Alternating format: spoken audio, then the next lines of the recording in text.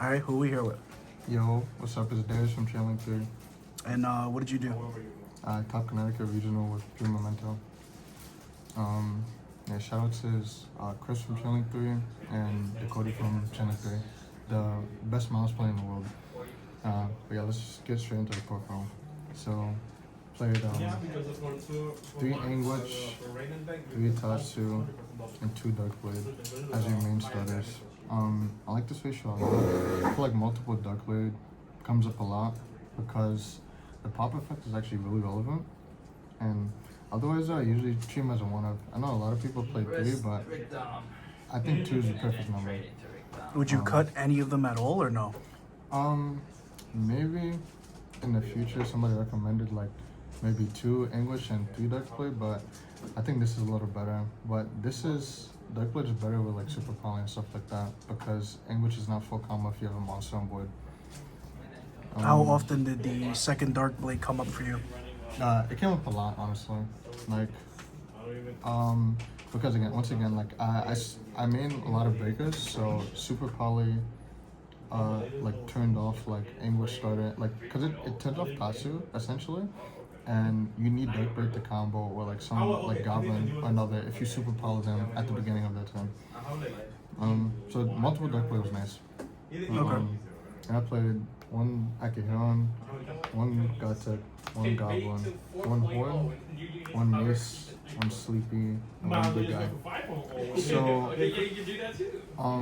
most people don't play 1 Goblin, they play 2 Goblin because they play the quick play spell. But I don't play the quick play spell because I don't think it's good. But that's an argument for another time, honestly. But that's pretty standard for the most part. But for Memento spells, played 3 Bone Party, 3 Fusion, and 1 Field Spell.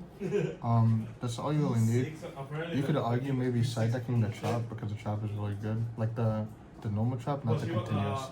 But Fracture Dance? Yeah, Fracture Dance. Okay. Yeah. It's a pop 2 when you have the guy filled. Are you citing that or no? No, I'm not citing any Memento spells. Okay. And for hand traps, I played Ash, Bell, and 4. So, again, the theory was that this is a board breaking deck, and you just want to try to like push through your opponent's entire board and then set up your own. So, the best hand traps for that are 4. Bell is also a breaker because it stops Mitsu and Yumi on your turn, and it also stops the Draco hand traps. Traps. And Ash Blossom also stops Draco traps, but Ash Blossom is only in the deck for going first. If I go first, then I can Ash Shura and then play. And then Ash is just generically good, obviously, other than that. But, I really like this hand trap ratio. I don't feel like I needed any other hand trap in the main deck. When you was playing in any of your first, second, or third games, did you side out any of those hand traps besides 4? Yeah, I did. So, if I was playing against Mitsu Yumi, I would leave 4 and Bellin, and I'd take Ash out. If I was playing against Draco Tail, I would leave Ash Bellin. I would actually side 4 because I don't think 4 is that great against Draco Tail. And like again, most matchups, I would just try to take Ash and or Bell out, and then just leave 4 in with a whole bunch of breakers. Yeah, that's it for the main deck hand traps. For the breakers though, I'm playing 3 Dark Ruler, 3 Droplet, and 3 Super Poly. So, the best 2 breakers in the deck were Dark Ruler and Super Poly the whole game. Like, there was like an infinite amount of times where I would watch my opponent full combo off, and then I Dark Ruler them and crack the entire board and set my own board up. And it's better because like they cannot respond, right? Like it's just so good. Super Poly is also good too. I think I made Mud Dragon like maybe like 7 times, and I also Super Poly'd like Yumi into making Guru, right?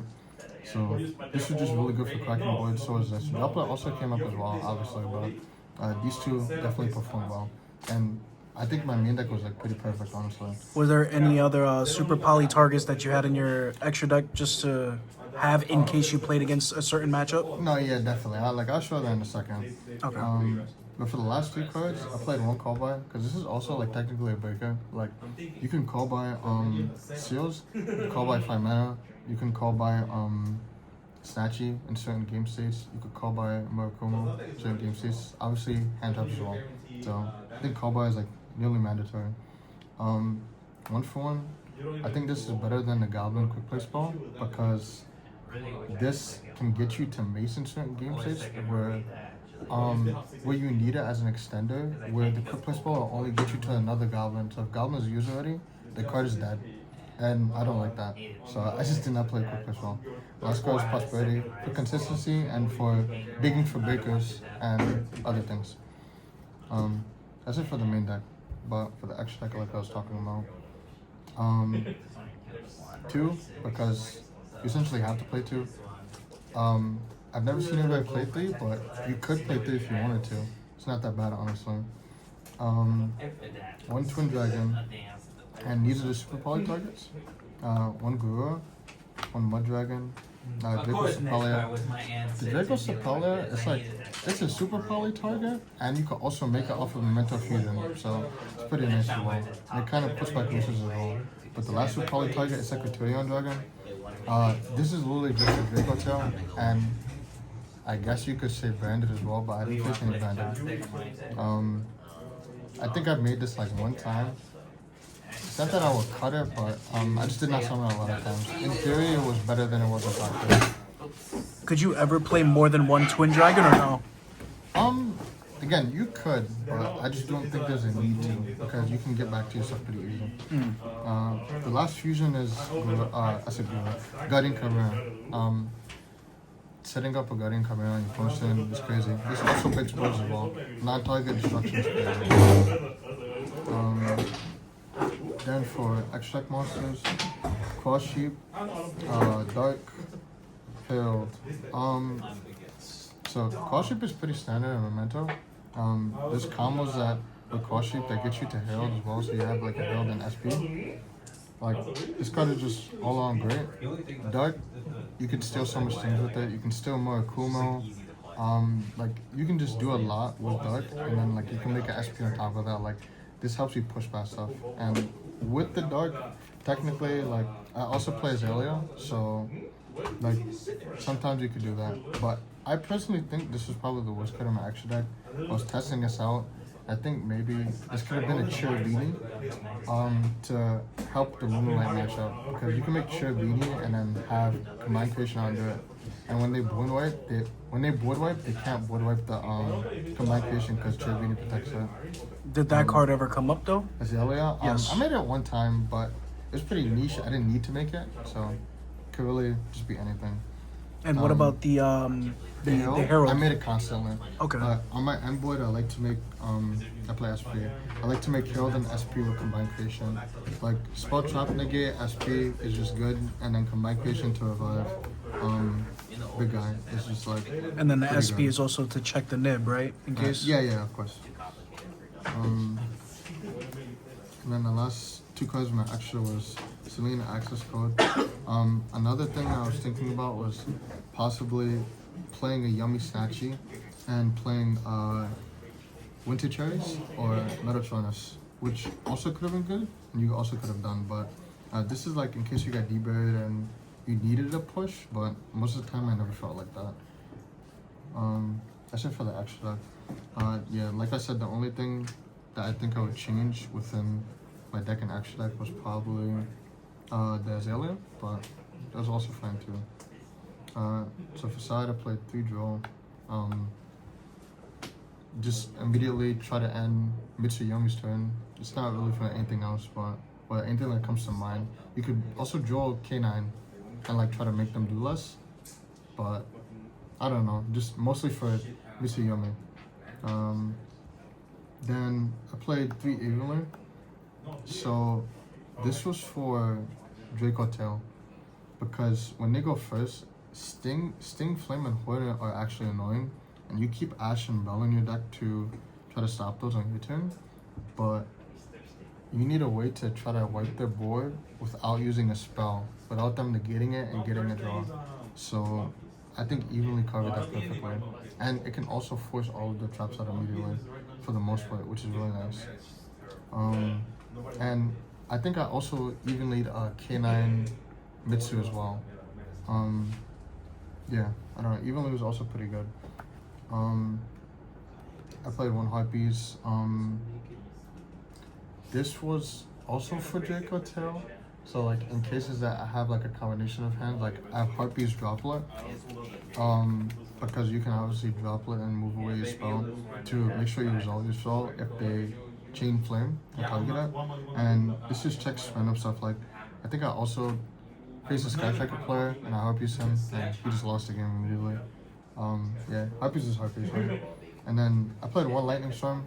Yeah, out of my entire side, I think this is the card that I did not like. I feel like this should have been something else. Like maybe it could have been There Can Only Be One or Fracture Dance. Because I needed like a little bit more stuff for going first. I only needed something more going first against Malice, so, and that was how I lost my top 8 game because I got double shifted, and game 3 I didn't have enough to side in against him. But last cards are Talent. It's Talent. Like this card's broken going first. Triple Raigeki. This card's godlike. Like they go Mitsuyomi combo and then you show them double Raigeki and then they're like, oh, what the fuck? Like that's broken. Is there a reason why you didn't want to main deck that?